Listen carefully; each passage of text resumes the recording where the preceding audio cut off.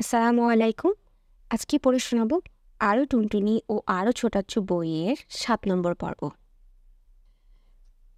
ঠিক ২ দিন পর টুনি ছোটাচ্ছুর ঘরে গিয়ে দেখে ছোটাচ্ছু তার বিছানায় পা তুলে বসে আছে। মুখটা খুবই বিমর্ষ। ছোটাচ্ছু বিয়ে করেনি, ছেলে মেয়ে নাই। যদি থাকতো তাহলে যে কেউ দেখে বলতো নিশ্চয়ই তার ছেলে কিংবা মেয়ে মার্ডার হয়ে গেছে, কিংবা কাউকে মার্ডার করে ফেলেছে। ছোটাচ্ছু টুনিকে দেখে একটা বিশাল দীর্ঘশ্বাস ফেলল। টুনি জিজ্ঞেস করল, কি হয়েছে ছোটাচ্ছু? ছোটাচ্ছু কথা না বলে আরেকটা দীর্ঘশ্বাস ফেলল। টুনি তখন আরেকবার জিজ্ঞেস করল, কি হয়েছে ছোটাচ্ছু? ছোটাচ্ছু বলল, আর বলিস না, সব আওলা ঝাওলা হয়ে গেছে।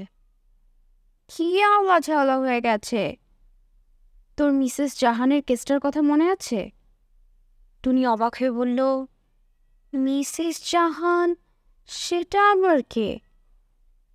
মনে নাই যাকে প্রথম আমি ডাইনি বুড়ি বলেছিলাম? ভদ্রমহিলা খুবই সুইট, খুবই সম্মানী মহিলা। তাকে ডাইনি বুড়ি ডাকাটা খুবই বেকুবের কাজ হয়েছে। যতই দিন যাচ্ছে ততই মনে হচ্ছে তোর কথাই ঠিক। আমার কোন কথাই ঠিক? ওই ভদ্রমহিলা মোটেই ডাইনি বুড়ি না। ডাইনি বুড়া ডাইনি বুড়ি হচ্ছে তার ছেলে মেয়েগুলা। আমার এই কেসটা নেওয়াই ঠিক হয় নাই। টুনি তার চশমাটার উপর দিয়ে ছোটাচ্ছুর দিকে তাকালো, জিজ্ঞেস করল, কেন ঠিক হয় নাই? ছেলে মেয়েগুলি ২ নম্বরই। আসল দলিলটা বের করতে চাচ্ছে কেন জানিস? টুনি সব কিছুই জানে, কিন্তু তারপরেও ভান করলেও কিছু জানে না। সরল মুখ করে জিজ্ঞেস করল, কেন? একটা জাল দলিল বের করবে, সেই জন্য। ছেলে মেয়ে সবগুলো ক্রিমিনাল। আমেরিকা থেকে যেটা এসেছে সেটা রীতিমতো মাফিয়া। টুনি মুখ গম্ভীর করে বলল, তুমি তাহলে ওদের জন্য কাজ করছো কেন? ছেড়ে দাও। ছাড়তেই তো চাই, কিন্তু ছাড়তে পারছি না। কেন ছাড়তে পারছো না? ছোটাচ্ছু আবার বিশাল একটা দীর্ঘশ্বাস ফেলে বলল, মনে নাই আমি ওদের কাছ থেকে অ্যাডভান্স নিয়েছিলাম। অ্যাডভান্স ফিরিয়ে দাও। ছোটাচ্ছু মুখ কাচুমাচু করে বলল, কেমন করে ফিরিয়ে দেব? খরচ করে ফেলেছি যে। ফারিয়ার জন্মদিন ছিল, আমাকে আমার জন্মদিনে কত কিছু গিফট দেয়। আমি ভাবছিলাম আমিও এবার একটা ভালো বার্থডে গিফট দিয়ে অবাক করে দেব। দিয়েছ গিফট? হ্যাঁ। কি যে খুশি হলো ফারিয়া। এখন ফারিয়াকে বলতে হবে গিফটটা যেন ফেরত দেয়। দোকানে গিফটটা ফেরত নিবে কি না জানি না। রিকোয়েস্ট করলে একটু ড্যামারেজ দিয়ে মনে হয় নিতেও পারে। এখন মুশকিল হচ্ছে ফারিয়াকে বলি কেমন করে। টুনি মাথা নাড়ল, বলল, না ছোটাচ্ছ, এটা তুমি করতেই পারবে না। তুমি যদি এটা করো তাহলে আমরা সবাই মিলে তোমাকে বাসা থেকে বের করে দিব। ছোটাচ্ছু মুখ কাচুমাচু করে বলল, ঠিকই বলেছিস, আমার মতো অপদার্থ একজন মানুষকে ঘর থেকে বেরই করে দেওয়া দরকার।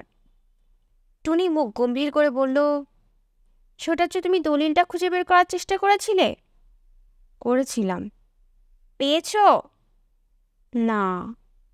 কিভাবে খুঁজেছ? প্রথমে মিসেস জাহানকে বইয়ের দোকানে পাঠানো হলো। ওই মাফিয়া বাহিনীর কাছে মিসেস জাহানের ঘরে তালার চাবি আছে। সেই চাবি দিয়ে দরজা খুলে ভিতরে ঢুকে তন্ন তন্ন করে খুঁজেছি। ঘর ভর্তি বই, প্রত্যেকটা বইয়ের একটা একটা পৃষ্ঠা করে খুঁজেছি। তোষকের নিচে, ড্রয়ারে, আলমারিতে কোথাও বাকি রাখি নাই। টুনির খুবই ইচ্ছে করল একবার জিজ্ঞেস করে মলাট দেয়া বইগুলোর মলাট খুলে দেখেছে কিনা, কিন্তু শেষ পর্যন্ত আর জিজ্ঞেস করল না।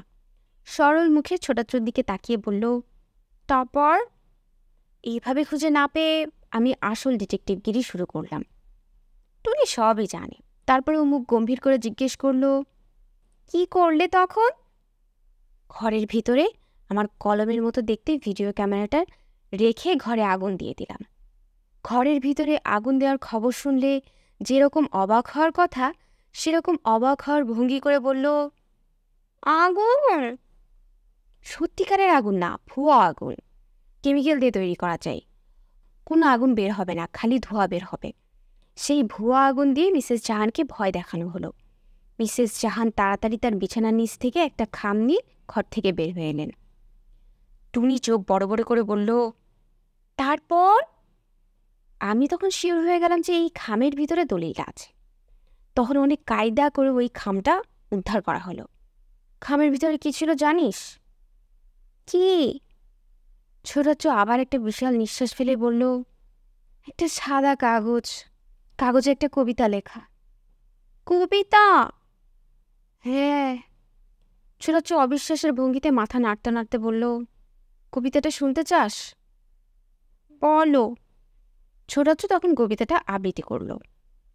আজকালকার পোলাপান বাপরে কয় তামুকান, মা হইল ডাইনি বুড়ি, টাকা পয়সা সোনার চান। টুনি চোখ বড় বড় করে ছোটাচ্চুর দিকে তাকিয়ে রইল। ছোটাচ্চু বলল, আমরা যখন ছোট ছিলাম তখন এই কবিতাটা অন্যভাবে শুনেছিলাম। মিসেস জাহান একটু বদলে ফেলেছেন। তার মানে বুঝেছিস? কি? তার মানে মিসেস জাহান সব কিছু জানেন। তার ছেলেমেয়েরা যে 2 নম্বরই সেটা জানেন। তারা যে মাফিয়া সেটা জানেন। তাকে যে তারা ডাইনি বুড়ি ডাকে সেইটাও জানেন। এখন কি মনে হচ্ছে জানিস? আমরা যে আগুনের ভয় দেখিয়ে তাকে ঘর থেকে বের করব সেটাও জানেন। আমাদের টিটকিরি করার জন্য কাগজে ওই কবিতাটা লিখে রেখেছেন। কীরকম বেইজ্জতি হলাম দেখেছিস? টুনি মাথা নেড়ে স্বীকার করল যে ছোটাচ্চু যথেষ্ট বেইজ্জতি হয়েছে।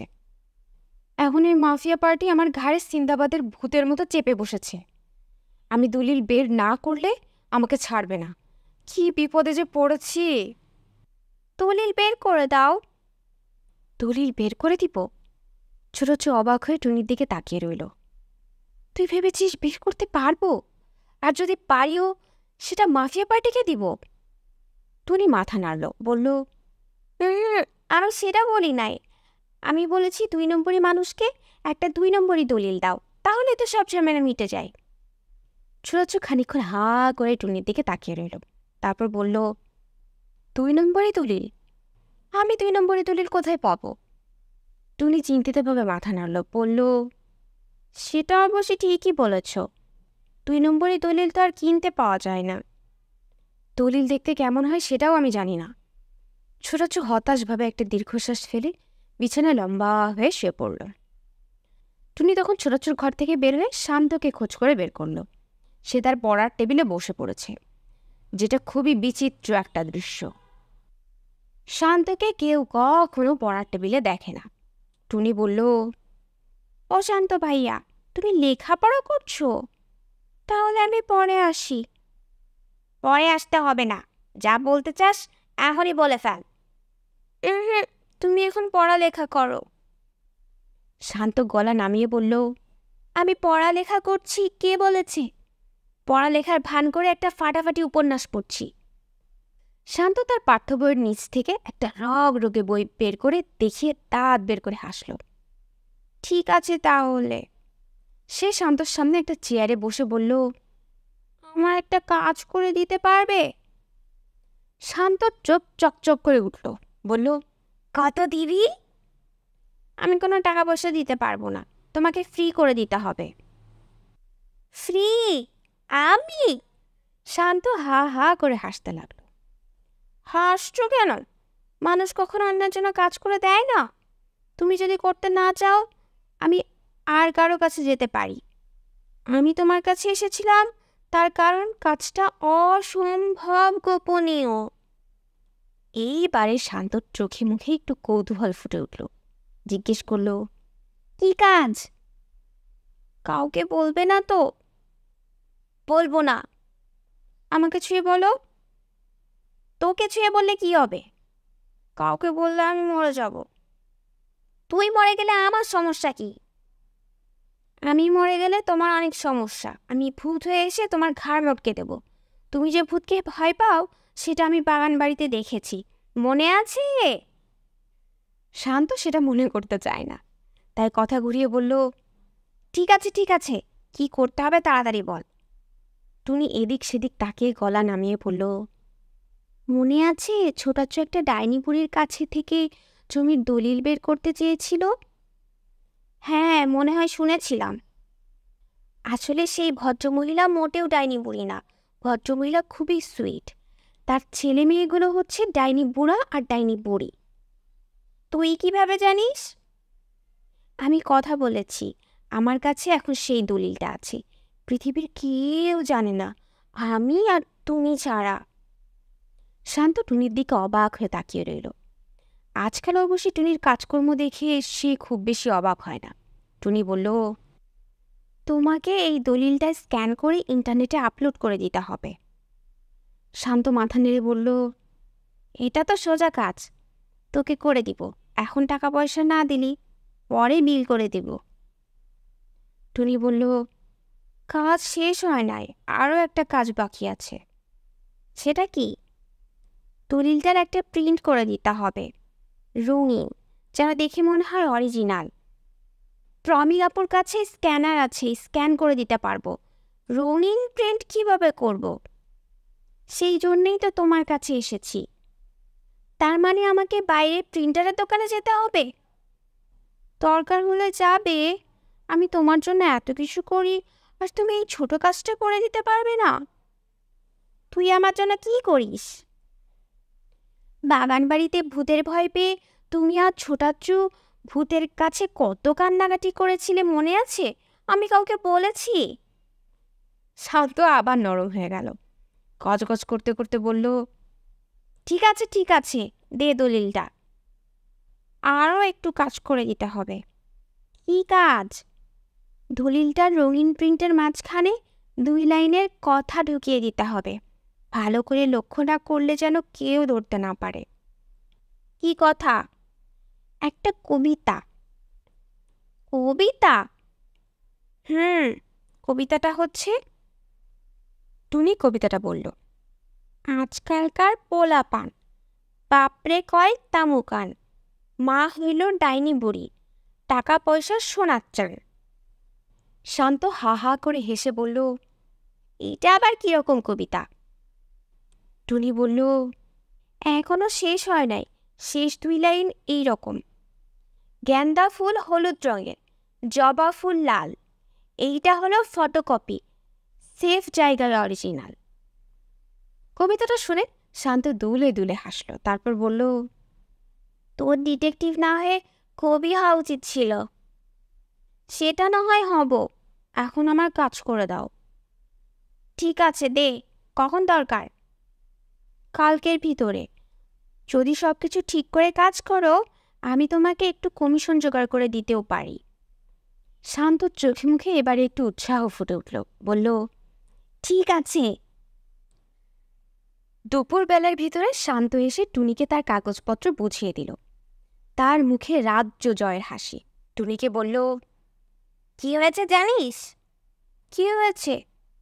আমি ভাবলাম তোর কাগজ আউল ফাউল জায়গায় না করে অরিজিনাল জায়গায় করি।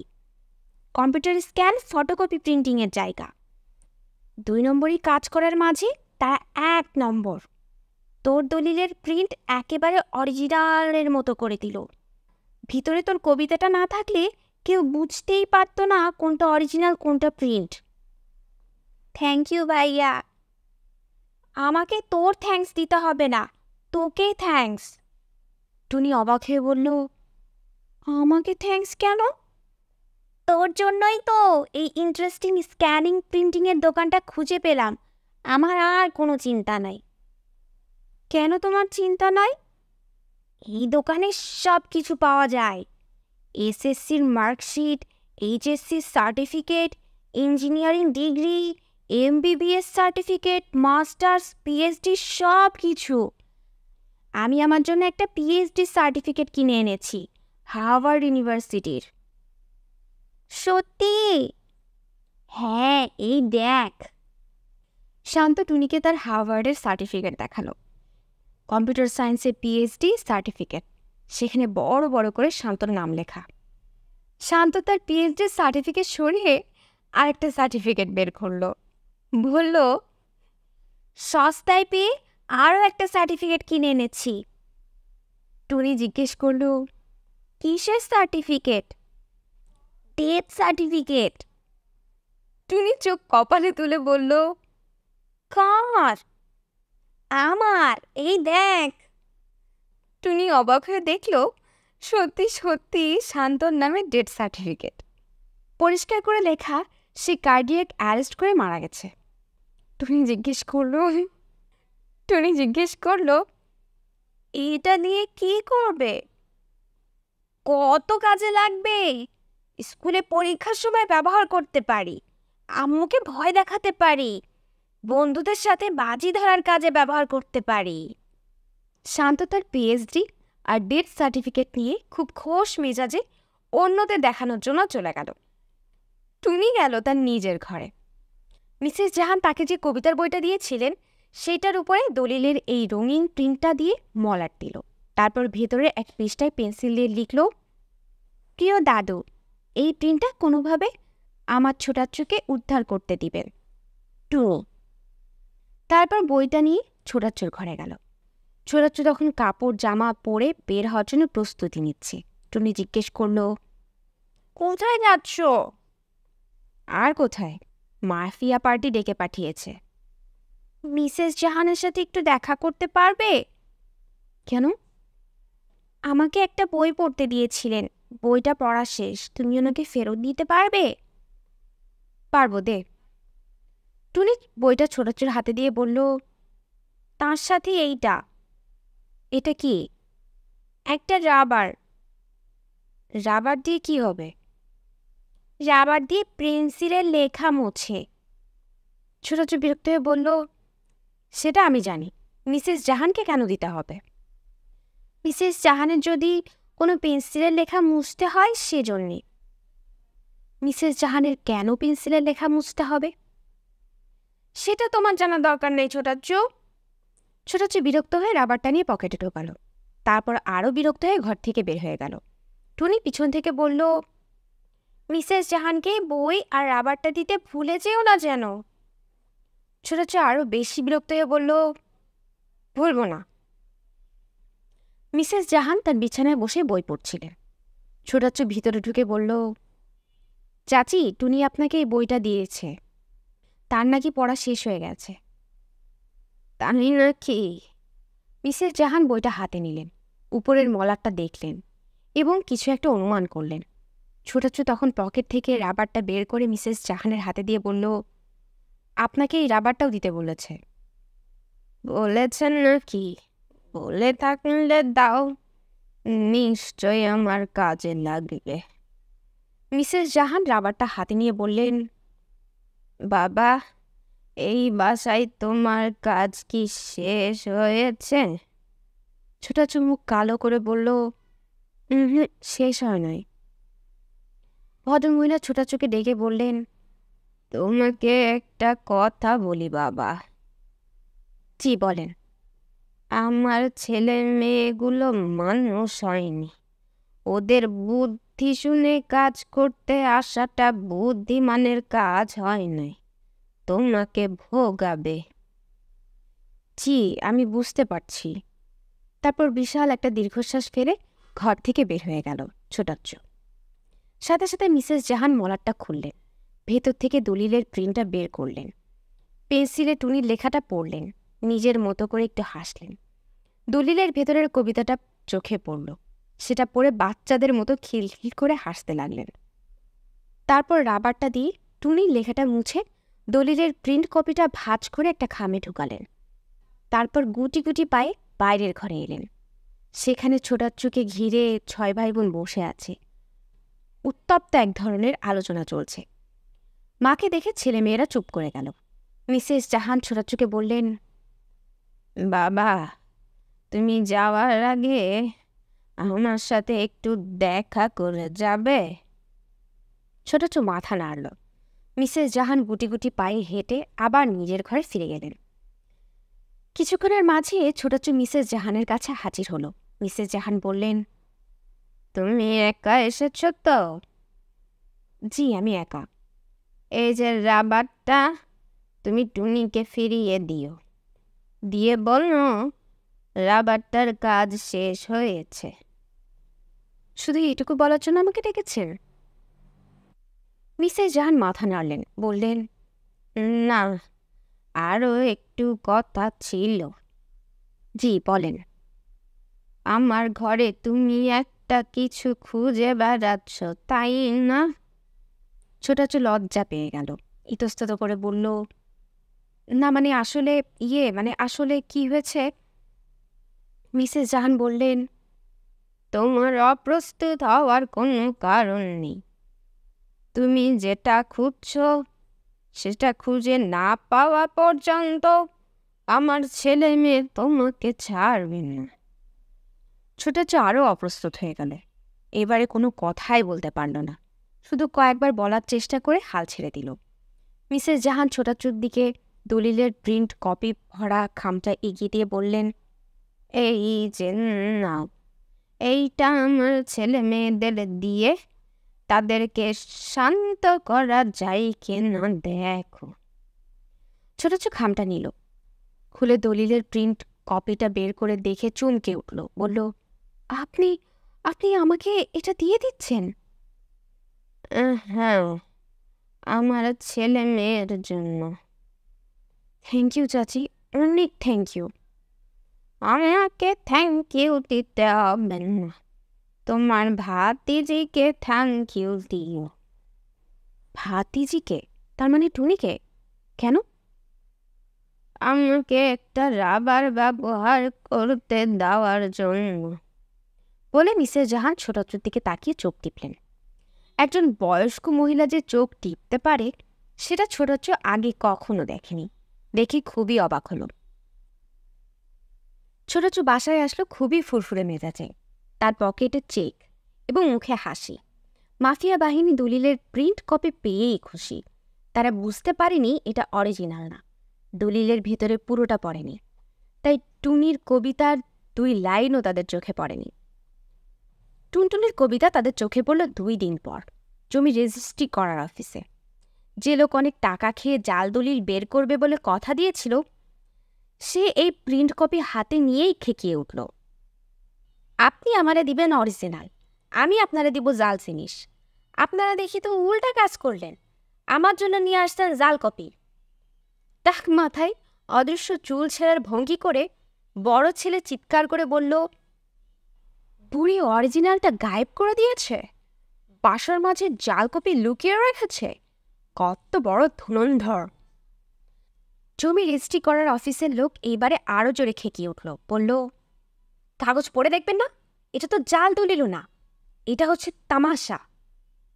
তামাশা? হ্যাঁ, এই দেখেন কি লেখা। মানুষটা তখন পুরো কবিতাটা পড়ে শুনল। কবিতার শেষ অংশ হচ্ছে, গ্যান্দা ফুল হলুদ রঙের, জবা ফুল লাল, এইটা হলো ফটোকপি, সেফ জায়গায় অরিজিনাল। এই 2 লাইন পড়ে লোকটা টেবিলে থাবা দিয়ে বলল, এখানে তো স্পষ্ট লেখা আছে এটা ফটোকপি, চোখ দিয়ে দেখেন না? আপনাদের মাথার মাঝে কি গোবর? মোটাসোটা বড় মেয়ে হাঁসফাঁস করে বলল, তাহলে আমরা কি করতে পারি? আপনাদের আর করার কিছু নাই, এই বুড়ি অরিজিনালটা পাচার করে দিয়েছে, যাদেরকে জমিটা দিয়েছে তাদের হাতে অরিজিনাল, মামলা করলে আপনারা জেল। জেলে? হ্যাঁ, আর এই বুড়ি ডেঞ্জারাস, ঘরে বসে সে যদি আপনাদের মতো 1/2 ডজন মানুষকে ঘোল খাওয়ায়, তার সাথে ঝামেলা করবেন না। ঝামেলা করব না? না। লোকটা ভুরু কুচকে বলল, এই বুড়ি আপনাদের কি হয়? বড় ছেলে টাক মাথায় হাত দিয়ে বলল, আমাদের মা। লোকটা প্রথমে চোখ বড় বড় করে তাকালো, তারপর চিৎকার করে বলল, আপনাদের মা? নিজেদের মাকে বুড়ির বলে ডাকেন? আপনারা কিরকম মানুষ? দুচোখেও তো আপনাদের জায়গা হবে না। আমি টাকা পয়সার জন্য জালিয়াতি করি সেটা এক কথা, কিন্তু তাই বলে নিজের মায়েরে তো অপমান করি না। আপনারা বিদায় হন, আর কোনোদিন আমার কাছে আসবেন না, আসলে সোজা পুলিশে দিয়ে দিব। মাফিয়া বাহিনী মুখ কালো করে চলে এলো। 3 দিনের ভিতরে আমেরিকার 2 জন আমেরিকা চলে গেল। দুবাইয়ের ছেলেটি দুবাই চলে গেল 1 সপ্তাহ পর। দিন 10 পর একটা কফি হাউসে একজন বয়স্ক মহিলা আর একটা বাচ্চা মেয়েকে দেখা গেল। 2 জন মাথা খুব কাছাকাছি রেখে ফিস ফিস করে ষড়যন্ত্রীদের মতো কথা বলছে। মাঝে মাঝেই 2 জন হি হি করে হাসছে। বয়স্ক মহিলাটা মিসেস জাহান, বাচ্চা মেয়েটা টুনি। আরও টুনটুনি ও আরও ছোটাচু বইয়ের 7 নম্বর পর্ব এখানেই শেষ। এর পরের পর্বগুলো নিয়ে খুব শীঘ্রই আসছে আমাদের ইউটিউব চ্যানেলে। শ্রোতা বন্ধুরা, আমার গল্প পাঠ যদি আপনাদের একটুও ভালো লেগে থাকে, তাহলে অবশ্যই সাবস্ক্রাইব করে আমার পাশে থাকবেন। ধন্যবাদ।